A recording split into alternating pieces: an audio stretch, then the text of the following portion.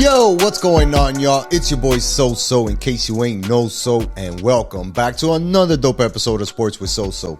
Coming to you live, y'all. This week, the Heat make a big trade, but it's not the one we're expecting just yet. And Joel and I were live to see UM slaughter Duke on the basketball court. And with the Waste Management Open kicking off this week, Joel and I are going to make our picks for the winner. And oh yeah, stay tuned for our Super Bowl picks too. It's time to take a ride, y'all. Let's go.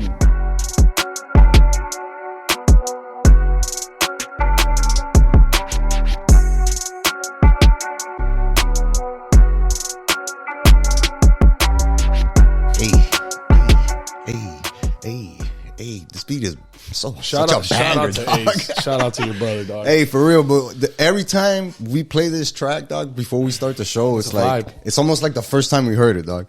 It is a vibe, man. You know what's crazy though? What's crazy? It's the fact that like we just like he just sent us a random beat. Check and we this were one like, out. yeah, this is it. Like this is gonna be the Sports with SoSo theme song. This is pretty and good. Like it just rides, dog. It's such a good beat. Rides, it's perfect. It's perfect for all our content and shit. What up, So? What up, man? Live in the building. Yes, feeling sir. Good, man. How you feeling, bro? Feeling great after that dub last night, dog. Right, that shit was a vibe. Little Monday night action. Sorry we're a little late with the pod, but we were at the live Duke, in the building. Or Duke at Miami game. The Duke funeral. Yeah, the Duke funeral, man. Those boys are 6 feet under right now, but we were out there last night, which is why we didn't record, so a little day late, but it's all worth good. it, man. It's worth it for the content, you know what I mean? And live sports is definitely always entertaining, man. I mean, look, we've been to live events before. We've gone to football games. We went to a basketball game.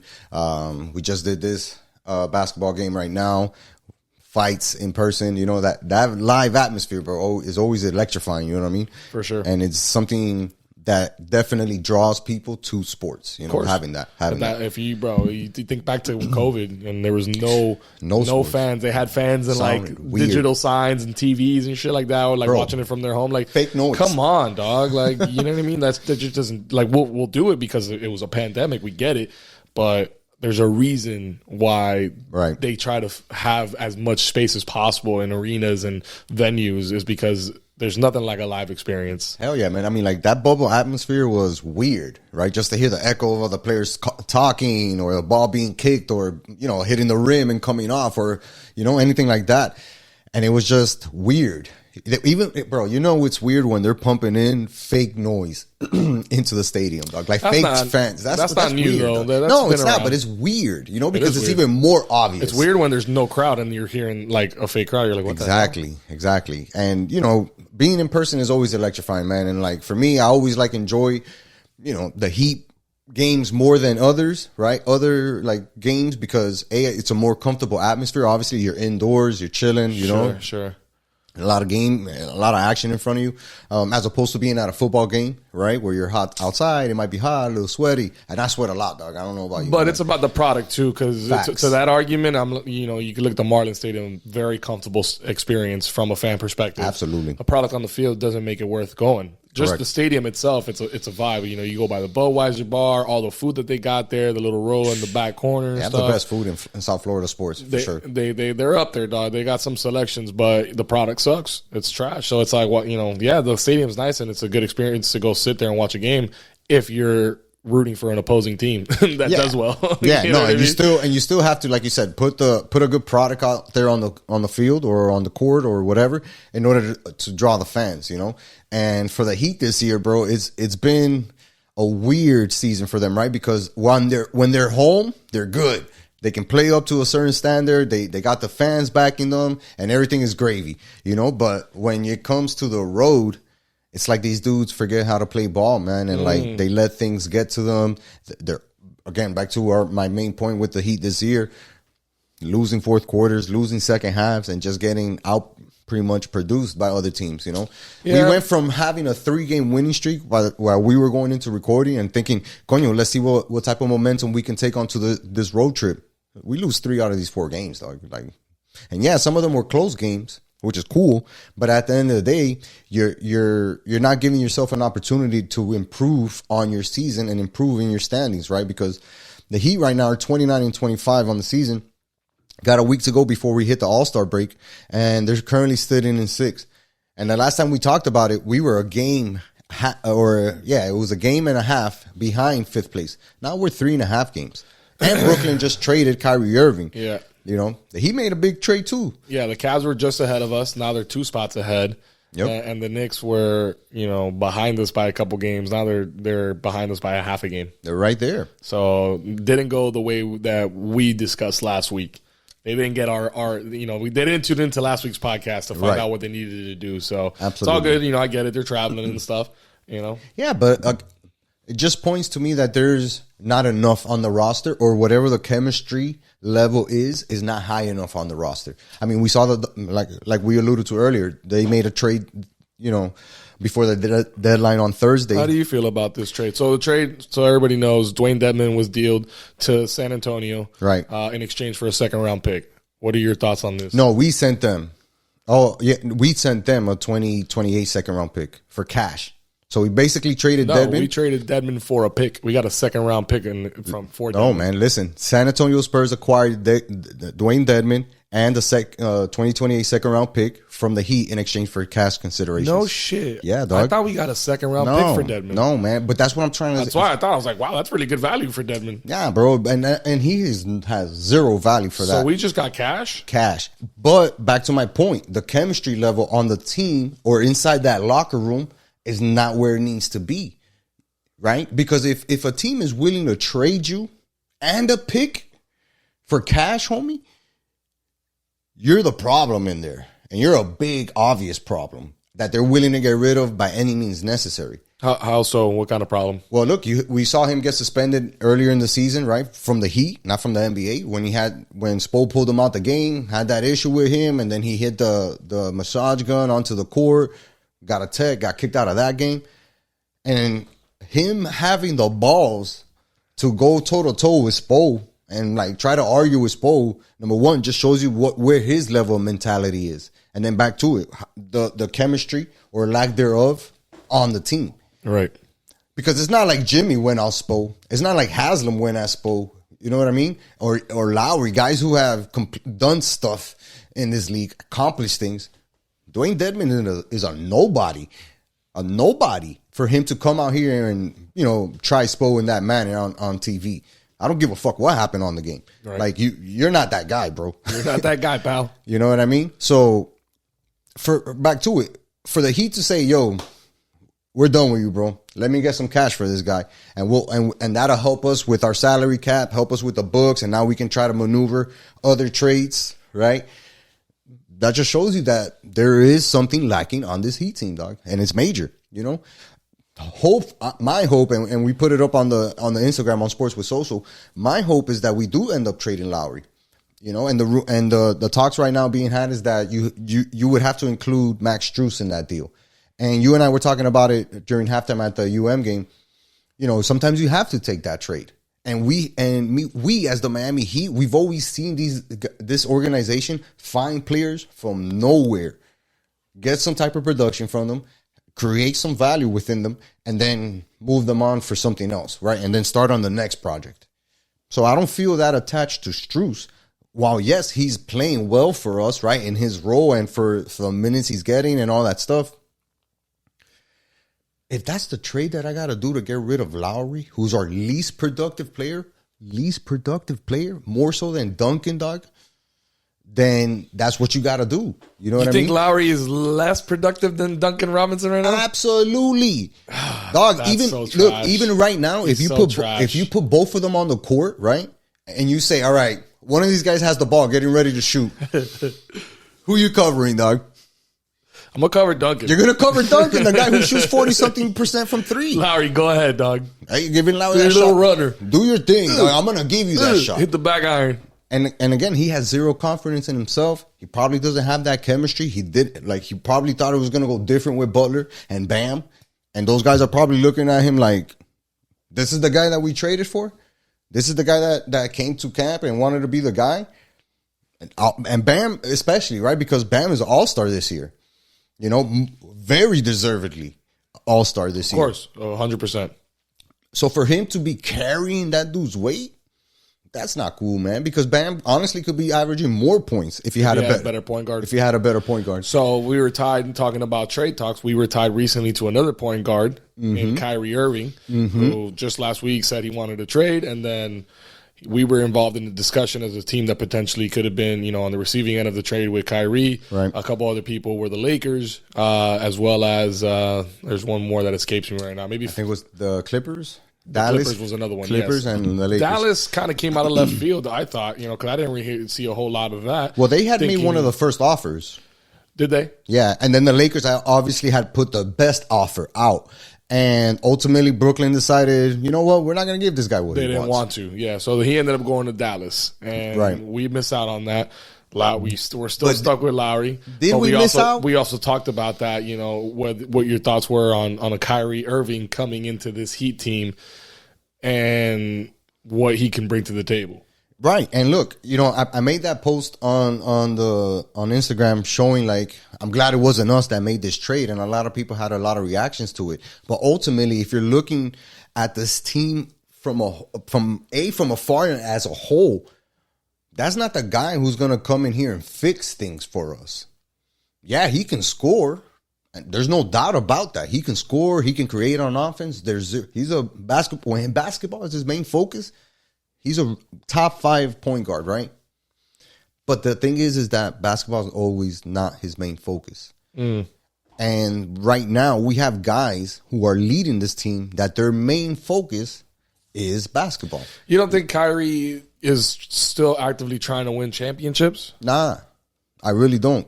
Why? Because I feel like he wants to be the man to win the championship. If he was really about winning championships, right, he would have taken a step back long ago, right? Let go of his ego and say, you know what, LeBron, let's do something, dog.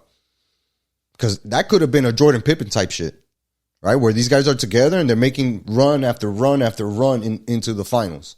Because LeBron was definitely doing it. Imagine how much better he would have been if Kyrie Irving sticks by his side and gets to mature next to him, right? But he didn't choose that.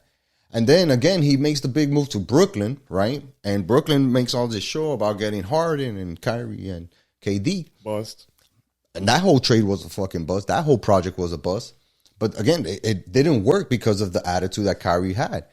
The COVID shit happened. He didn't want to take the shot. His decision, of course, but he's also affecting his team, and that's going to have some type of backlash. That's him putting himself ahead of the team in some type of aspect, right? Because it sucks that they even forced that shit. It was stupid by the NBA, right? Now that we know a lot more about it.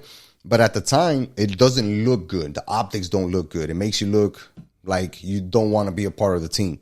But all that aside, politics aside, him and his flat Earth, theories and all that stuff, And don't forget his recommendation about that movie that got him in trouble too. The anti-Semitic movie or whatever. All that aside, the off-court stuff, you can't deny the kid is a generational talent, especially at his position. He kind of embodies a little bit of Jordan, a little bit of Allen Iverson, a little bit of everything as far as like all the good stuff that we've seen, a little bit of magic, you know what I mean? As far as what we've seen from Mamba mentality that can do that. And, it's just, damn, what could have been, if we would have been able to work something out where we sent Strus and Lowry, I don't know what the deal was that we had on the table for him, but obviously it wasn't good enough. It wasn't going to be enough because we couldn't offer enough picks, man.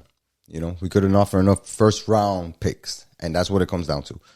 But even still, like, if we're talking about the product on the court, and the locker room, I still don't think that he's the answer. You and I were discussing that the answer probably would have been Donovan Mitchell, if we're looking at just scoring, right? But even still, he's a volume scorer. We have a volume scorer. We have Hero who has to take his 10 to 15 shots in order to get where he wants to be at. Donovan Mitchell would have came in here and done the same thing.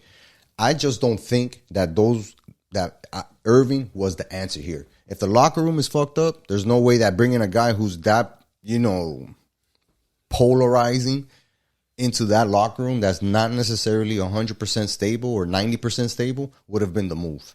You know what I mean? I would have rather try to trade for Van Fleet, right? Because that's a kid who has his head on straight. He's about basketball, and he provides what the Heat need. He can assist, he can D up, and occasionally hit big shots. That's a guy who can make Bam better for sure. Do we pursue that? I don't know.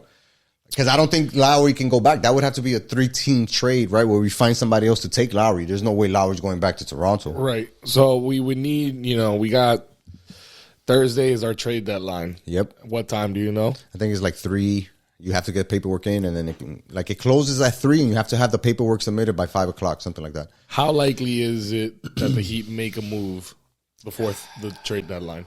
With Lowry? For anyone. Well, yeah, I think I do think that they're actively shopping guys, right? I know that they're shopping Duncan for sure. I know that they're shopping Strus for sure, right? Because teams are calling for those guys. The problem is that we're attaching Lowry to the trade. So that makes things a little bit more difficult trying to find that third team in order to facilitate that trade. Do they try to pull the trigger? Absolutely. I do. If I had to put money on it, dog, I would put $100 on them making a Lowry trade and just getting out of it at any means possible, and saying, you know what, we'll wipe the slate clean. It's not like he's going to affect us because he's not playing his best right now. We're getting enough from Victor Oladipo, Gabe Vincent, and company, right? And who knows if Victor Oladipo can do even better by starting. That's the thing that bothers me about this Kyle Lowry trade. Like, we're forcing him to start because of his name, his contract, mainly. All of that, and trying to help him get out of it, trying to get him out of that funk, and it's still not working, dog. I told you this earlier. He has 28 points total in his last 5 games, dog. That's 5.2 average, 5.3 average, or something like that. Oh, it's terrible, is what it is, man. It's garbage. It's garbage, for the amount of money we're paying you, bro. Just back to it, man. I just don't think his head is right in the right place because I think that he saw this project going a lot different, and now he's stuck being the broken wheel here. That's not helping. He's not squeaky no more. He ain't squeaky. You're broken, and it's noticeable. It's noticeable. The Heat find a way, man. The Heat are gonna find a way to get rid of this guy.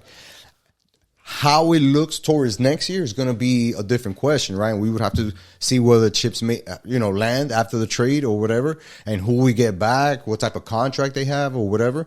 But I do think that the Heat pulled this trade off because the project failed, man. His coming here did not work. Last year was a bust.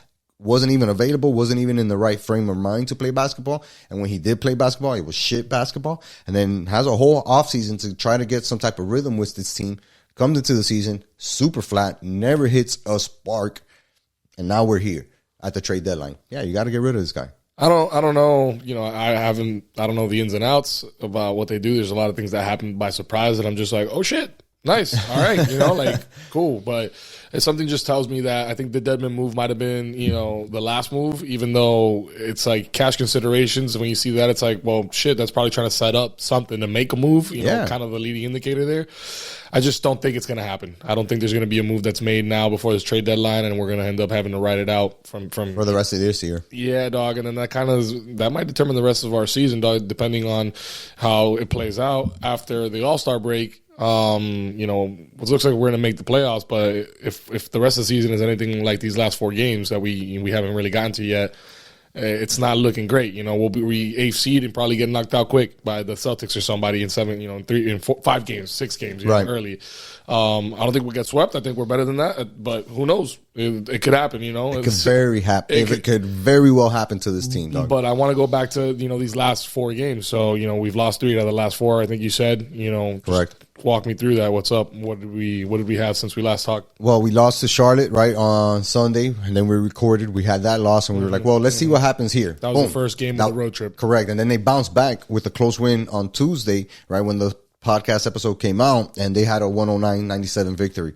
Good game. Against the Cavaliers, You know, Donovan Mitchell. Who were right ahead of us that we needed to beat. And we could have gotten closer to them, right? And then, boom, we get into that game into the New York Knicks, who they were behind us. And I'm thinking, if we get this game, like, not only does it get us a lot closer, but it also keeps those guys at bay. Correct. Because they got a young, talented squad. Yeah, they don't have a Jimmy Butler, who's their go-to veteran, but they got a bunch of guys who can play together well. I guess their guy would be Julius Randle. At least that's who they invested in. But let's be honest, but he's not Jimmy Butler. Bingo. And he's more of a main piece for that type of, hey, we're going to do this collectively, which is working for them. Can't knock them out on that. And they go out there and we lose a close game, 106-104. Bam has a crazy game, 32 points, 9 rebounds, and it's still not enough. It's still not enough. Which, at the end of the day, bro, I'm okay with that. You know why? Because for everybody who was talking shit about Bam last year, including myself at those points, where it's like, bro, this guy needs to be averaging at least 23 points a game and all this stuff. This dude has been killing it. For him we didn't talk shit about him in the sense of like how we're talking shit about Lowry, that we're like, yo, we're done with him. You know, he's not bringing anything to the table and he won't. So get him out of here. It was more so like, we know what your potential is. You're just not living up to it. You know, you haven't figured out what you need to do to play your basketball and make them play Bam ball. You know what I mean? For sure. This year he's done that. You know, the points he's putting up, the way he's putting up those points, it's another level, and we're seeing that by the All-Star nod as well. I think the rest of the league is acknowledging that as well. Absolutely, dog. And you said it. It's the way that he's getting his points. He's the second leading scorer in the paint behind Giannis. That guy's a freak, and Bam is second. And it's a close second. It's not freak to be exactly. It's a close second. It's not like, you know, Greek has him by 150 points or 200. No, it's a close gap, let's say. That just shows you that Bam recognized his own game, evolved, is the better, efficient shooter now in the paint. And at the end of the day, it just makes him score a lot more and become more productive. He's averaging 21.5 points this year with 10 rebounds. Oh, by the way, 3.2 assists. That's what we wanted for him. Shooting 54% from the field. As a big man, that you know you're taking more shots, right? Jump shots. And we were wondering how that was going to translate into his game, right? Once he started shooting more jump shots. It's like we're seeing a brand new level of Bam, dog. And again, for anybody who's doubted him before, there's no doubt that he's becoming our best player. Jimmy's still our go-to guy, but Bam is definitely our best player, dog. There's just so much that he can do right now. Yeah, you know? And then to be more specific, he's our best player, but if you want to get into specifics, he's our best two-way player. For sure. Right? For sure. Still on that. Because what he can do on defense to complement, you know, I mean, well, he's always been able to do that. Now it's the other way around. His offense is complementing what he's able to do on defense. So that's making him an elite two-way player. Absolutely. Absolutely. And we're going to need him. And we're going to have to ride him the rest of the season. Pause. You know, we're going to have to do that because, again, we know that Jimmy's time is crunch time, and we know that Jimmy's time is playoff time, right? So once the playoffs come around, that's a whole different story. But in order to get to the playoffs and make sure that we get into the playoffs, right, without having to play in that play-in tournament, we're going to have to rely on Bam. And for right now, he's been putting the weight on his big-ass shoulders, and it's been working for the Heat, man. Don't get me wrong. He is being supported by Hero, right? Even though he's a volume shooter, and he's not necessarily having his best season as far as percentage-wise, how is he shooting, especially from three. He's struggling from three. But he is getting some type of support from these guys every now and then. It's just not nothing consistent to the level of Jimmy Butler. I'm looking forward for these next stretch of games, man. We got two games at home against Indiana and against Houston. And then we hit the road to face Orlando, one of our biggest rivals, right? In-state rivalry. And then back home against Denver Nuggets, number one team in the West. Yikes. But 2 home games, 3 home games in your next 4 games, you got to go more than, bro, you got to go 3 out of 4. Let's be honest, man. That road game against Orlando, yeah, Orlando has a bunch of young studs and they're playing, you know, carefree basketball. But at the end of the day, you've owned that team before, man. And you got to get back to winning games on the road. You have to find a way to win games on the road, dog. No, we got to go 3 out of the next 4. Bro, we're 12-16 on the road this year. Like that's not so bad. You know what I mean? That's not even like close to doing it. And technically all you really want to be is 500 on the road, but sub 500 on the road, yeah, that's not good, man. At home we're 17-9, killing it. Yeah, because if 500 is like the minimum, you know, right, that you got to be at, because that'll tell you, all right, it's a coin flip on the road, right? Which is why home court advantage is so important. But at least you know that you can take 1 out of 2 on the road, and we're not doing that right now. We're not confident in this team going into a tough opponent and pulling out a win. Yeah. It's gonna be tough, man. It's gonna be tough. And we'll see. We got the trade deadline, like I said, Thursday. Yep. A move could be made. You know, cross your fingers. It might not. If it does, you know, hopefully it complements whatever we got going on. Complements the locker room. Complements Spo and you know, the Heat culture, and we can, you know, take this team to the next level. If not, we got to ride it out, dog. We got to thug it out, and then we got to reset and figure out what's going to happen in the offseason. Absolutely. We're going to have to thug it out with Bam.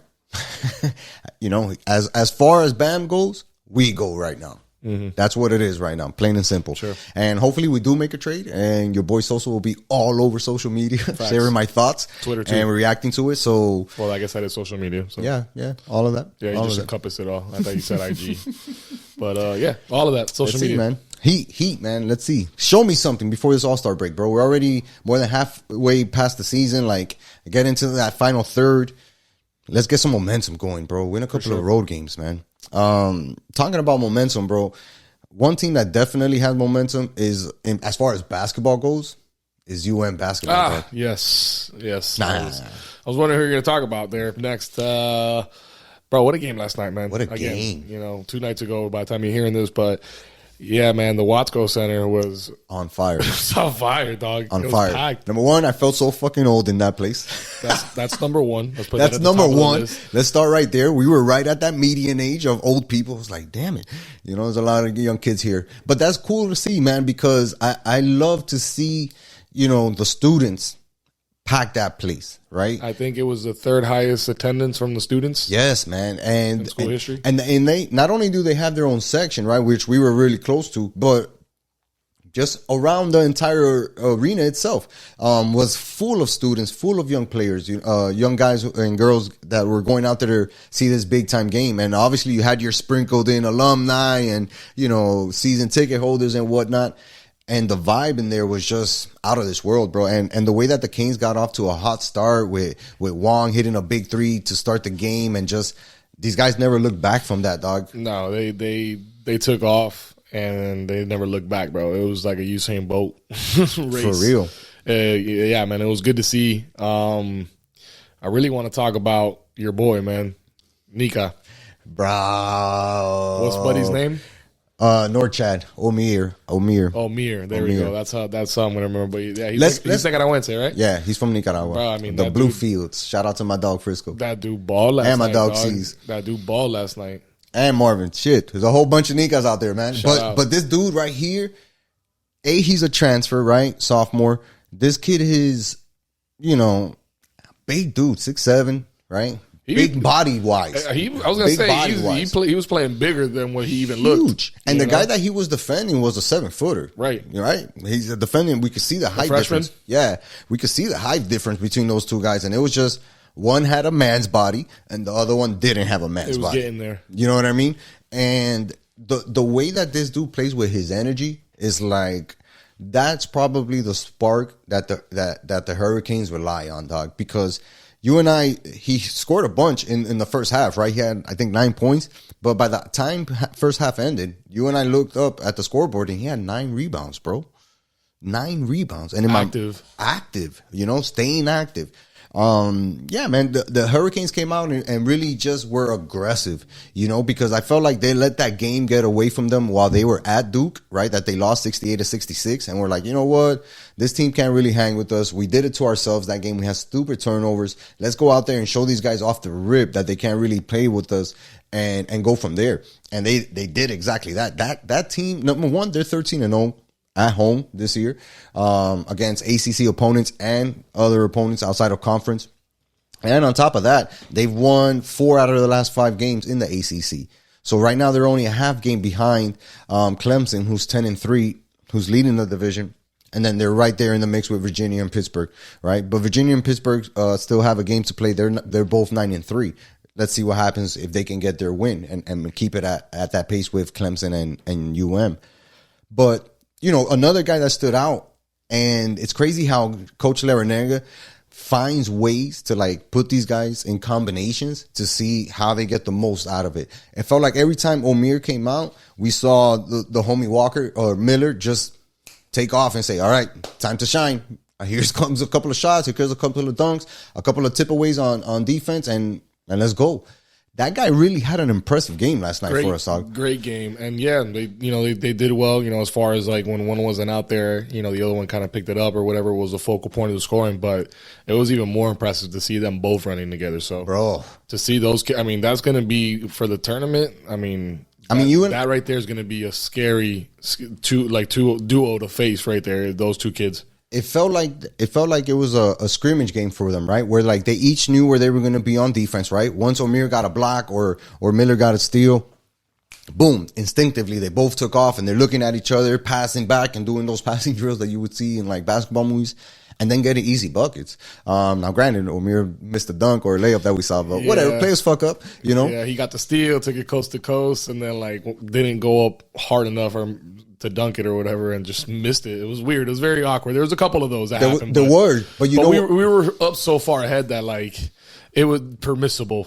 Nah, I don't think it was permissible. And Coach L on one of the timeouts, like because after that dude that missed the layup, remember Omir missed the layup, and then the other guy didn't dunk it. And we were like, bro, why the hell didn't he dunk it? He missed the layup. Yeah. Boom. There was a TV timeout. Coach brings everybody in. Hey, tying that shit up. Either dunk it or don't. And then sure enough, right after that, every time that somebody got close to the rim or thought about laying it up, they were like, we're just going to dunk it. Then we saw a couple nasty things, especially at the end of the game, bro. The kid that took up from the baseline, and just one-handed it, I haven't seen that highlight on Instagram. No. And look, they only showed it twice on the replay, and I was like, look how far he came. It was so wild because it was late in the game. Like we were already up. Yeah, the game was already over. Something or 40 something. Took off, and like people were leaving. The Duke fans were leaving. Everybody nah, just saying goodbye. And then all of a sudden, bro, this kid just. Omir had checked out. Miller had checked out. Like, it was like, the third string was out there, and this kid just yammed it, bro. From far. The building went crazy. It was far, dog. And look, Coach O had asked for it on the pregame, right, as I was driving to the arena, and he wanted the house to be electrified and people pumped up and stuff like that. So I felt like the players had not necessarily felt the need, but like were more incentivized to go out there and play well because they knew that it was a sellout. They knew it was going to be on ESPN, and they knew they had to put a good performance, right? Because the AP poll had just came out, and they were ranked 19th. And the way that UM season is going, they're definitely going to be in that top 15 by the time the season is a wrap. And if this team can be in that ACC championship game or win the ACC championship, we're talking about a top 10, maybe even a top 5 seed for the tournament. Which is wild. Speaking of ACC, their next ACC opponent, Louisville. I'm not scared of those guys. Not scared of them. I'm not scared of those guys. But then you got to go on the road and play UNC. Yeah, that's going to be a tough matchup. That's going to be a good bar because, like I said, they're 13-0 at home, so they feel very, very comfortable playing in front of their guys, right? And obviously, most college teams play better at home. But that North Carolina game is going to be interesting, man, because it's, again, a primetime game on ESPN, and UNC just beat the crap out of Duke as well, right, last week. So it's going to be a good bar setting to say, where are we at? Are we surpassed the level of talent that Duke has, that North Carolina has, that all the other teams that are traditional powerhouses as far as basketball goes? Are we on that level, or are we surpassing them? What's funny is that, a lot of people were giving Coach L shit, like you and I were talking about on the way there, about the transfers and the NIL. More specifically, Syracuse head coach. Right, Jim Boeheim. And, I saw a tweet today where, like, with a minute and a half left, Larrañaga pulled out a wad of cash and was like, "Oh yeah, let me just check what I got here," and put it back in his pocket. My favorite meme. Fire. Was the from the Chappelle show. Hide your money, y'all. There's broke people. Dog, that shit was funny because it's true. It's like, bro, you're Syracuse. Stop complaining. You're a historic program from like both basketball and football. Like, yeah, granted, you guys haven't had great, 20, 30 years or whatever, but like historically, you guys have had great programs. Figure it out. Get your money up. Stop bitching. Yeah. Like, it's all fair right now at this point. Like, the NCAA made it so. Bro, so I wouldn't even put us in the top 15 nationally when it comes to booster money. I wouldn't put us in the top 15. Look how long this program has existed, whether it's football, basketball, whatever. And we just got boosters to spend money to hire a football coach. And we gave mad money to Cristobal. Worth it, one of our guys, et cetera, whatever. Same thing with Larry Nega. We were talking about, well, yo, what's his salary of? And we looked at it and it was like, guys, definitely worth more than that. And where's that money coming from? The boosters that are invested in the program, see the progress of the program, right? And say, you know what? This is a product worth putting my money behind. Man, well, Coach L, I got the biggest, respect and admiration for this dude. Admiration for Coach L, man. This dude has really transformed this program, which was known for here and there making little runs in the tournament, to being one of the biggest powerhouses in ACC, and now we're being looked at nationally year in, year out to be one of the good teams. That's something that we're expecting from our football team. Right. And they haven't gotten to that level yet. Right. And they've probably been invested a lot more than this basketball team has. Now, granted, like you said, that's the name of the game. You want to win, you got to invest. You got to play the NIL game. You got to figure out how to do that for your school and what programs you want to try to funnel that type of cash flow in. But you can't blame UM for playing by the rules, because Coach L doesn't even pay attention to none of that NIL shit. He's like, focus on basketball. What you do outside the court, that's your business, bro. I'm not gonna, you can talk to your advisors, your mom, your parents, whatever, but I'm worried about the basketball, and that's showing on the court, because a lot of these guys are balling. We have 4 players averaging double figures as far as scoring, and that's very hard to do in college basketball. You're shooting a lot against zone. You're shooting a lot against teams that have length, that can get out to the 3-point line, which makes it harder for you to score. And a lot of those guys are guards that shoot threes. And look, that game last night was a blowout, and Isaiah Wong, who's our most athletic scorer, had a bad game. He had a bad game, and we still murder these guys. That just shows you the level of talent accumulated on this squad, man. Deep team. So it's not going to be surprising to me, and probably not to you, because we watch these guys now, to make a deep run and probably pass whatever they did last year in the Elite Eight. Imagine, dog, that this team makes it to a Final Four. How wild would that be, right? For a non-basketball program to be up there. It'll be dope, man. And like you said, this ACC schedule is not going to be the easiest, as it comes to the end. We got, 6 games left before the season's over. I really think that they can win 5 out of these last 6 games, dog. You're talking about playing Louisville, North Carolina, Wake Forest, Virginia Tech, Florida State, and Pitt. Yeah, they can win 5 of those games. 3 of them are at home, so why not? 1, 2, 3 of them. 4 of those games are at home. Get out of here. They're definitely going to win 5 of these games. Yeah, I'm looking at those 2 road games, man. Make sure that they can. Those 2 will be really important to win right there. Yeah, man. February 13th against North Carolina, and then 2 days before that, we're playing Louisville at home. If you're in the area, cheap tickets, man, worth it. Go check these guys out. There's a lot of talent on this basketball team. You're probably going to see some of this talent in the NBA in the near future, so might as well go catch them while it's a lot cheaper, and you can probably be a lot closer to them. Yeah, man, it's going to be dope. It's going to be dope. You know what else is going to be dope? Talk to me, Slime. The Waste Management Open. Oh, the Wasted Management Open? Yes. That's my freaking favorite tournament, dog. What a weekend we have, my boy. Because you got the Waste Management Open, and you got Super Bowl Sunday as well. Wild. I mean, what more do you want? Dog. What more do you want? What a weekend, bro. And then you just sprinkle in a little round of golf yourself. You know what I mean? Some drinks, some cocktails. Now you're having a good old time. You got a formula for a good time. You got a formula for a good time. And look, you know what? Shout out to Rolly, who's out there right now. Yo, it's so wild, dog. We're jealous, bro. And we're going to have a conversation when you get back here, man. Facts. But yeah, dog, it's just one of the best events that the PGA Tour has because of how fan-friendly it is. Some of the other tournaments or other opens have some type of prestige to it, or, some would say a little bit too much prestige, right? But that's the game of golf, right? And that's how it's been. With this tournament, though, it's out in Phoenix. You know, a lot of young people go out there. A lot of the colleges in that area go out there to go check this out. And it's become a vibe. And as not only is it a vibe, it's a very freaking hard course to play. And one of the hardest holes to play there is which one? I mean, it depends who you're asking. Come on, dog. You know, the one. Bro, it's the most pressurized. That's a very easy hole. That's not a tough hole. The 17th hole at TPC Scottsdale is a very straightforward hole. It's just the fact that you have thousands of people in the gallery going bananas that have been drinking since 4 a.m.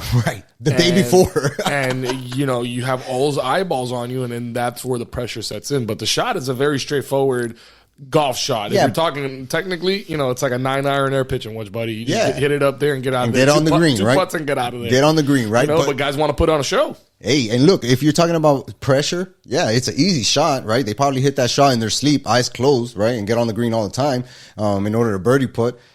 But that level of difficulty goes from being like a 3 out of 10 for professional players to a 8, 7 out of 10 because of the amount of eyes on you, because of the amount of people that are there in person. It's not like there are a ton of people watching on TV. No, there's tons of people in person on top of you seeing what you're doing and putting that added pressure on you, bro. And I misspoke. It's not the 17th. It's the 16th 16th, hole. Right. 17 and 18 are also great holes too, but it's the 16th hole, which is the par 3 with the stadium around there. It's wild, dog, because like you look back to Tiger's hole in 1 there when they didn't have a grandstand, and like it's like, okay, that's one golf course. And then they add this grandstand all around the hole, and it becomes like a gladiator pit almost. Like it's this crazy great analogy, stadium. Dog. Yeah, dude. And then, you know, it changes everything about how that hole is played now. But I'm excited, dog. The field is deep. I don't know if Scotty's going to repeat. I don't know if Scotty's going to repeat. So right now, I think John Rahm is favored. Yeah, he's the outright favorite right now at 750. Bro, that dude is locked. But you got Rory behind him, and you got Scotty behind them, and Rahm and Rory are killing it right now. I mean, Rahm won 2 tournaments back to back. Rory just won out in Saudi, the Rolex Invitational out there. You know, those guys are battling for first place as far as the world ranking goes. But then you got Scotty Scheffler up there too, like you said. You know, the reigning champ. Other names, other elite names up there. You got Xander Schauffele. You got Colin Morikawa, Tony Finau, Patrick Cantlay, Justin Thomas, Max Homa, just won recently. Killing it too.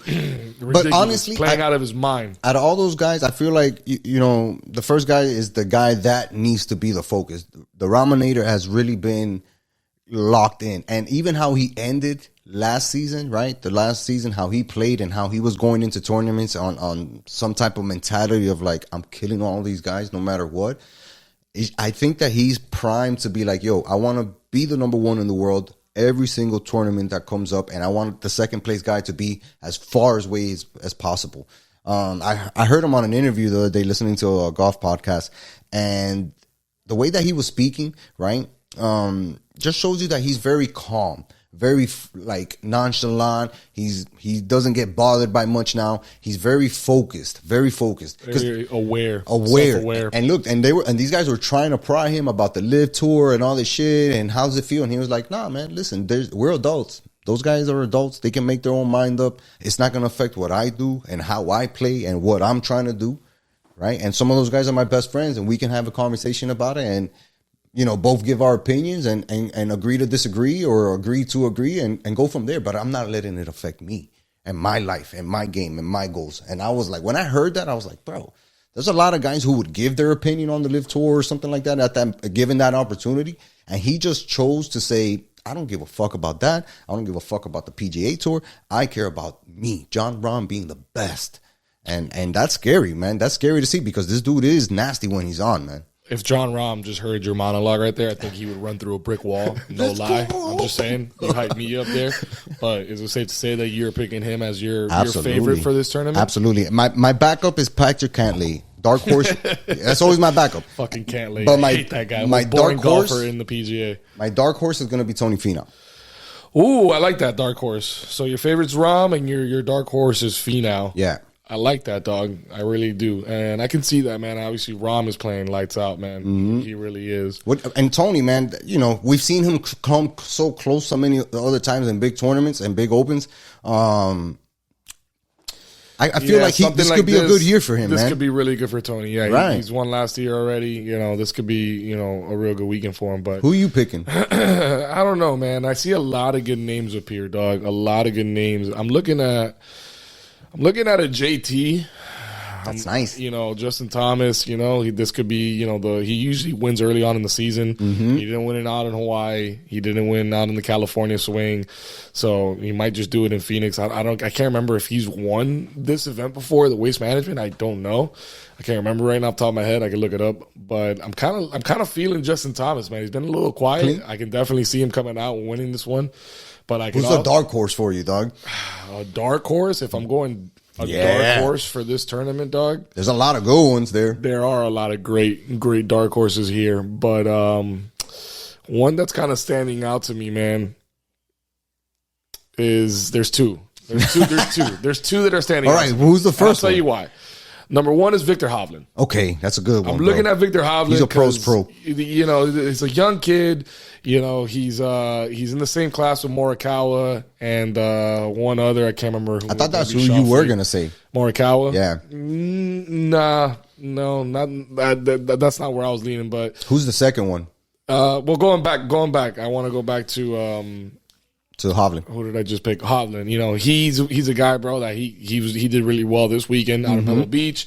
You know, he's due as well. Like that guy, I feel like is due for a big win. You know, either a major or something like this, or TPC Sawgrass, something like that.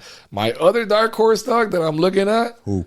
Ricky Fowler, bro. That's my dog from Vegas. Big Dick Rick, bro. No homo. That's my dog from Vegas. I'm just seeing him out there, bro. He tees off on Thursday at 3:00. You know, I don't know, man. That you know, he's another one that like he needs something to like kind of boost him back, like Jordan Spieth had a year or two ago, like get him back into the consistent top 10. Yeah, man. To being one of the best in the world. He kind of fell off. You know, Ricky's kind of fallen off. He got married. He started a family. You know, things like that. But you know, now that's kind of established. I think I don't know much about his personal life, but from the outside looking in, I think that might be established. Right. You know, and he's looking. I think he needs to get back out on top. You know, and he has the game to do it. He can compete with the best for out there. sure.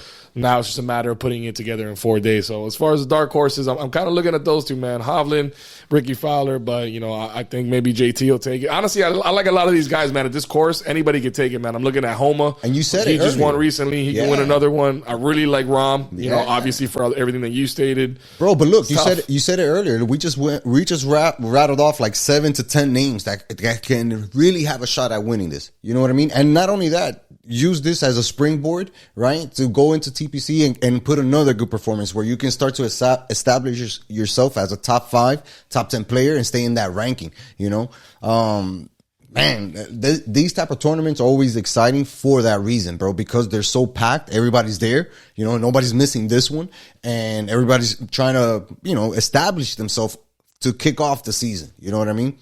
I can't wait to see it, dog. I can't wait to see it. Yeah, and the betting odds right now, if you're interested in these guys, Rahm plus 750. Make that money. You got, who did I say? JT is at plus 2,000. What's Homa at? Max Homa is at plus 2,200. Not bad. And then you got Hovland at plus 3,300. Ricky's all the way down there at plus 6,600. So, I mean, it might be worth putting $50 on Ricky. Maybe like 20. You know what I'm saying? Right? Just to see if he hits. Why not, dog? You know, but no, it's going to be electric. Going to be a great weekend. Absolutely, and then it's capped off by what? Super Bowl, dog. Oof. I mean, what better way? What better way? Like, you go straight from the Waste Management into, like, I remember last year, pulled up to the Super Bowl party. Beers deep, at least. Well, I pulled up to the Super Bowl party, and, like, I had the Waste Management open. I was like, yo, I got to watch this. This is wild.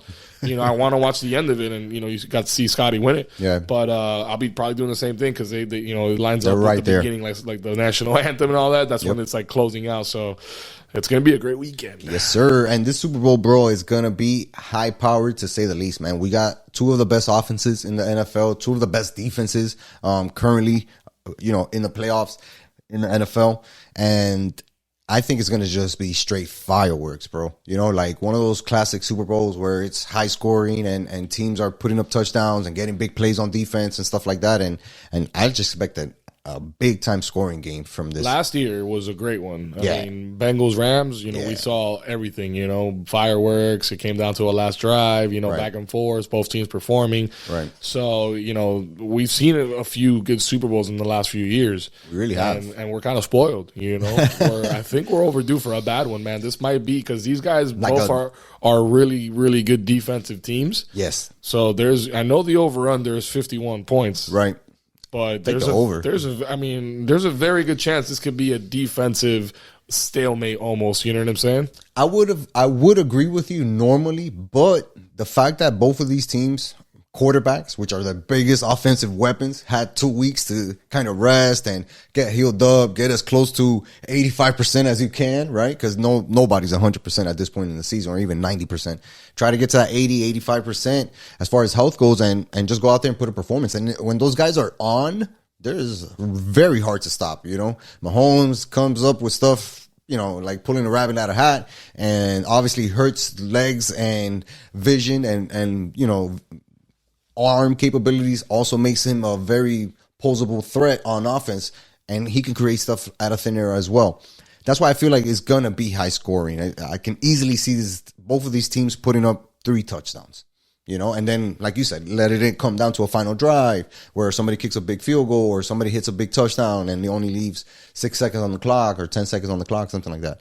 Because of how good these defenses are, what I do expect is for there to be a defensive touchdown, right? Because one of these teams are going to get a turnover and have to take that opportunity to take it to the house. Because if you're talking about going tit for tat, the first team that scores is probably going to have the advantage, right? But at the end of the day, the one who can get that turnover and turn it into a score, right? That's going to allow you to kind of separate yourself from the other team, especially if you can't stop each other, right? And both teams are scoring. So I'm definitely expecting a defensive touchdown in this game. So if you want to bet on a prop, there it is. And also, it's going to be heads on the coin flip. Oh, wow. Yeah, man. How about the Gatorade? What color? Orange. Oh, I'm going to go blue. My backup would be yellow. Yellow's always popular with the guys. I don't know why. Orange and yellow. All right. But the game is, there's a very tight line. It's Eagles by 1.5. The smart money says put your money on Kansas City, right? They've been there before. First time Hurts has been there. I don't know. And look, we saw a 60% Mahomes beat a very good and hot Bengals team. Turned those guys into stone. They couldn't do anything to him. And even when he was driving down to win the game, that stupid penalty aside, I felt like they were still going to score, right? And he was still going to find a way to get them close enough to kick a field goal. That's why I always give the edge to him. He has experience. He has to kind of reclaim his spot as the best, because there were a lot of doubts. There was a lot of talk about Burrow being MVP, and then the season that Josh Allen was having, and all the other stuff that was going on with Hurts. And I think this is a good opportunity for Mahomes to say, yeah, that's all cool, but don't forget who's that guy. And that's me. That's why I'm going to pick the Chiefs. Okay. You're taking the Chiefs. Yes, sir. I like this Chiefs team, man. I've liked Andy Reid. I've liked Mahomes. I've liked everything that these guys have done. Kelsey, really, you got to give it up to the guy, bro. I mean, when it's all said and done, he'll probably be the best tight end that have ever played the game. And we've been lucky enough to see some of the best tight ends in the game play. Oh, hey. On that Chiefs team, Tony Gonzalez. Correct. That's exactly who I was thinking about. We were like, damn, nobody ever no. Kelsey is taking it the whole other direction.